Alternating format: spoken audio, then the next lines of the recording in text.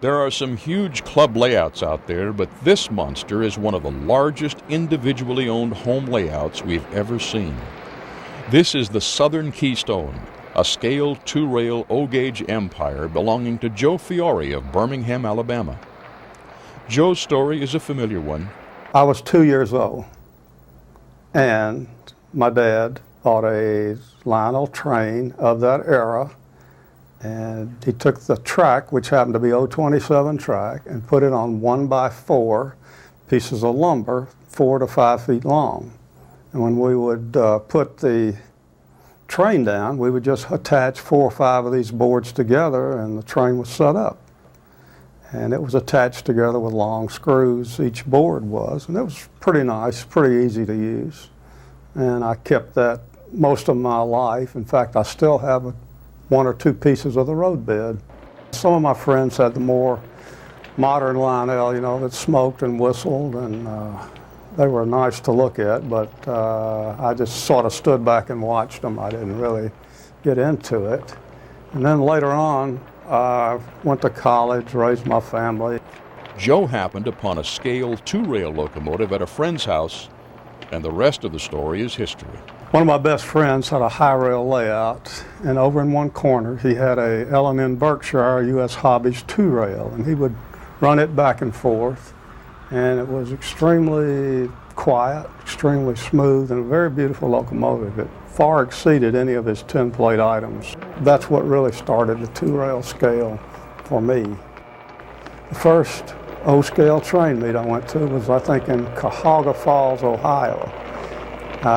They had an ad in Model Railroader, and I felt like I didn't know anybody there, and if it didn't work out like I thought, well, I'd just lose an airline ticket. But when I got there, it was a big surprise. It just all this gold, brass stuff was sitting out on the tables, and you just couldn't believe that existed.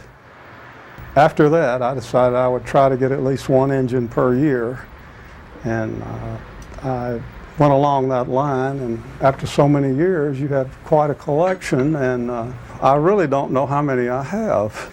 Each locomotive, as you know, probably has some story behind it as to why you got it or why you bought it.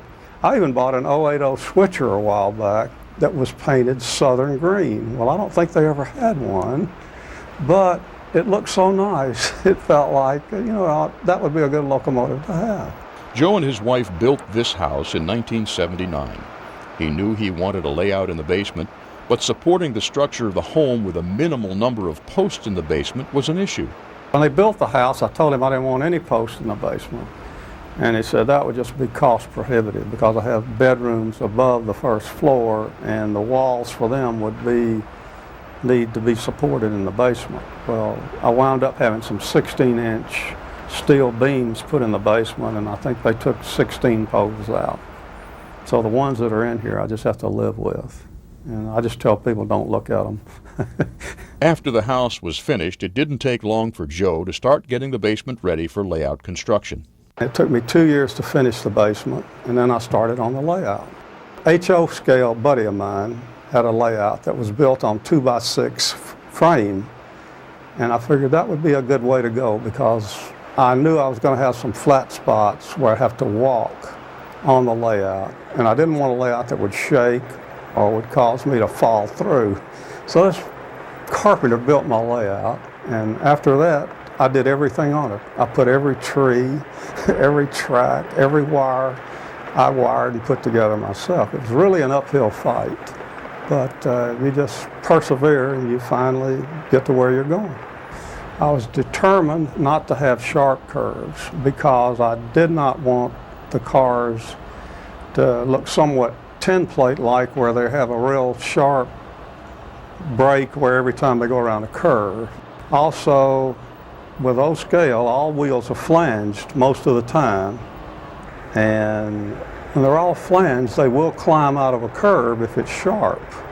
Well, my minimum radius is 6 feet. So I took some 1/4-inch graph paper and I cut out some 6-foot curves, 7-foot, 8-foot, 9-foot curves on on another sheet of paper, and I would lay these curves on top of the paper to see if they would fit, or the largest that the area would permit. And I did that. I did that even on the roundhouse, because the roundhouse is quite large. The turntable itself came in a 4x4 sheet of plywood cut out, and you had to assemble it and build it. But that does not include the roundhouse, which can be quite big. So it all goes back to growing up in Birmingham, which is an industrial area, and the vast majority of real railroading was terminals, yards, maintenance, and things of that sort. Even though we had passenger stations and trains that came through, mainly we could go down and watch what's going on, and I think that sort of set the pace for my railroad. I wanted at least 3 tracks or 4 tracks where I can have continuous running trains, separate with individual power packs of each other. But the railroad is now fixed whereby any train can run on any track through a series of relays. It's very exciting to run the trains. I do very little switching. I have quite a few KD magnetic ramps, and I have quite a few KD electronic magnetic ramps, but I never use them because I think it is so much more exciting to see these long freights running, and I have quite a few varied areas in the room and around the layout that I myself can move to and watch them come and go, especially when you have 1 or 2 trains that are constantly either passing each other or catching each other, but they're on different tracks. It's very prototypical. The length of Joe's trains is impressive. We were wondering how many cars he typically pulls and what he considers a maximum train length. A normal brass engine will pull 30 to 35 cars. A modified engine that has the weights and the bearings and so forth will go up to 40 to 45. This is normal operation, and by that I mean the amperage will be a half to 1 amp, and it doesn't put a lot of excessive wear on the engine or cars. I have had cars that have had the KD couplers pulled out of them if their light cars are in front and heavier cars are in the back, because it just has that much more weight on it. I have a big boy that really pulls everything, and it has no doubts about just tearing the couplers out of a car. Now, this is not a bragging situation, this is just a fact, and you have to be extremely careful. I've run 86 cars with it, but there again, it was not at its peak. I had to use the broadest curves I have because it'll pull them off the track. Even though I now use mostly Northwest Shortline wheels with the needle bearings, I just replace all the plastic ones with the metal wheels, which are very free rolling. But it's a lot of, the weight of a car determines how much effort is needed to pull it, more so than or in as much as the effort used to pull with the friction in the axles. The long tangent tracks are impressive and give the feeling of wide open spaces. That said, Joe wonders if he did the right thing, but justifies their existence. Well, you know, through the years you try to read as much as you can about as to how and what to do, and some of the things they say, or I've read, said never have a long straightaway, because it's boring, it's unrealistic, and you should have curves and dips. Well, I do have curves and dips, but I've got some straightaways that are almost 50 feet long. And I think they're very, very realistic looking, because you can go downtown in Birmingham here and get off one of the viaducts, and you can see a 3 or 4 mile straightaway each way. So if the real railroads do it, why can't I do it? It's exciting to watch these extremely long trains traverse the layout, but it was a lot of work to build a railroad this size. Joe spent hundreds of hours ballasting track, a job many of us wouldn't consider fun. The upper level is 126 feet around, and the lower level, which is tabletop level around the outer edge, I think was 145 or 148, something like that, which is a lot of track, especially when you got to lay it and ballast it and so forth. I started out using ballast in these little sacks, whatever size they come in, like you get in the hobby store. But I found out one sack will do about 18 inches of track. Well, that's not very practical, really. So I looked on who was it? I think Highball Ballast or whoever it was. And I asked the guy, would he sell me a 50-pound can? And he did. So I've used two 50-pound cans on my railroad. The turntable and roundhouse are key features on this railroad, and Joe is very proud of them. The roundhouse is built by Ernie Korber. It has Korber structures. Ernie Korber usually makes a 3-stall roundhouse. That's his kit when you buy it. Well, I used to see him at train meet in York quite a bit, and I knew him, and I told him I had a turntable coming, but I needed a roundhouse. I needed a 10-stall roundhouse with 2 extensions for articulateds. And he said, yeah, he could fix up a kit. I said, would you build it for me? And he finally wound up deciding to build it. But that's not the main factor. The factor is I have a Mylark turntable that's 48 stops. This turntable goes clockwise or counterclockwise, and once it stops, you can turn the bridge 180 degrees. Now bear in mind you had to build all this and wire it and get it to work and function correctly. So if you have a roundhouse, you have to have it so built that you take a circle and divide it by 48 to see what angle each track has to be to go straight.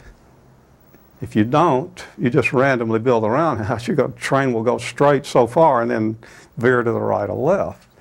So I had to draw that out on a very large sheet of paper, and I sent it to Korber, and that's how he built the roundhouse. And you have to decide how far back the roundhouse will sit from the turntable. So there's a lot more to it than just meets the eye. Many interesting structures are located around the layout. Some, like this overland coaling tower, were purchased at train shows, and others, like this one, Joe built himself. The Muir, Markey, and Wolfer Hyde and Tallow Company is a beautifully designed and constructed building. Other structures were commissioned and were built by highly skilled craftsmen. Power plant is a kit. It also has a smaller ancillary unit that goes with it. Well, at one of the train meets, I found the second structure, the ancillary kit, so I now have 2 of them that follow the power plant. I also put extra detail on the power plant, like smokestacks and blinking lights, a few people standing around. And on the left end of it, I have a transformer station. One fellow was making them at the train meets. I have a Lionel factory. In fact, Ernie Korber had it at one of the meets already built, and I had to do a lot of persuading, but he finally sold it to me as is, because you can't build a layout and build all the structures. You've just got to, if you want to have a complete layout, you've got to buy stuff already made. Well, anyway, I put some extra detail in it. I even put a shrub around the plant. I took a 1/2 by 1 inch wooden rod, and I sprayed it with glue and put ground foam on it, and that's my shrub, and it goes all the way around the plant. Well, in Birmingham, Southern Railroad had a diesel facility at what was called Norris Yard. They've changed the name now. Would go there quite a bit. And in so doing, I photographed the building itself. It had more stalls than mine. Well, anyway, I took the photographs to one of the meets and asked a fellow would he build one, because he had a table full of structures. And I said, well, you just do your best to duplicate this. I said, I don't care how accurate it is. Well, anyway, he built it, and he shipped it to me unassembled. All walls were flat on top of each other, and I just had to put them together. And I did put interiors in them. Tracks 1 and 3 have reversing circuits on them made by Dali, whereby the locomotive starts up and goes to the end, and then the timer shuts it off and reverses it. And then the locomotive backs into the diesel facility and stops, and it sits there for about 5 or 10 seconds, and then it starts up and goes out and keeps itself going the whole time. The trees are nicely done, and we wondered where he found them. Got them off the expressway. They were free. No, Sunday I used to take 2 garbage bags out to the expressways and some snips, and I'd cut the wild hydrangeas with just millions of them around here. You know, hydrangeas have little buds on the end. Well, I'd fill up these 2 bags with the wild hydrangeas. When I get home, I would snip the buds off. And then you have a fairly decent tree, after which I would dip it in a half Elmer's and half water solution, and then I would kind of salt them down with ground foam. Different types ground foam, and hang them upside down, let them dry. Then, after they were well dried and I got ready to install them, I'd take some outside and just spray paint them. I also bought a case of florist moss, you know, like come in baskets and things, and I soak it in the Elmer's glue and water and put it on the layout at different places. The realistic-looking rocks are incredible. Joe cast them from plaster, but he first had to make latex molds. Called every coal yard I could find to get large lumps of coal. Well, they no longer have large lumps. They're all softball and baseball size. But I did find one that had the large lumps, and I filled my trunk up with them and brought them home and painted them from one of the instructions out of one of the HO books with latex rubber. You paint 10 coats, 1 coat per day. Coat number 8, you put gauze in, and you paint 2 more coats on that. And after that's dried, you peel it off, or you trim around the edge, peel it off, turn it upside down, and I'd put them in these empty shirt boxes, because they were just high enough. And you pour your plaster in, and then right before the plaster sets, you just pull it out and flop it up on the wall or wherever you want, and then let it dry, peel it off, and you got it. But then you take a dilute ink in a Windex bottle and spray it, and it brings out all the cracks and crevices. Then you take water-soluble paints and just swab it on there, and then you spray that with wet water, which is water with a little detergent, and it just makes it all go together. An artist was hired to paint the backdrop, and it added a very realistic finish to the layout. As our camera car cruises the layout, we thank Joe for a wonderful experience.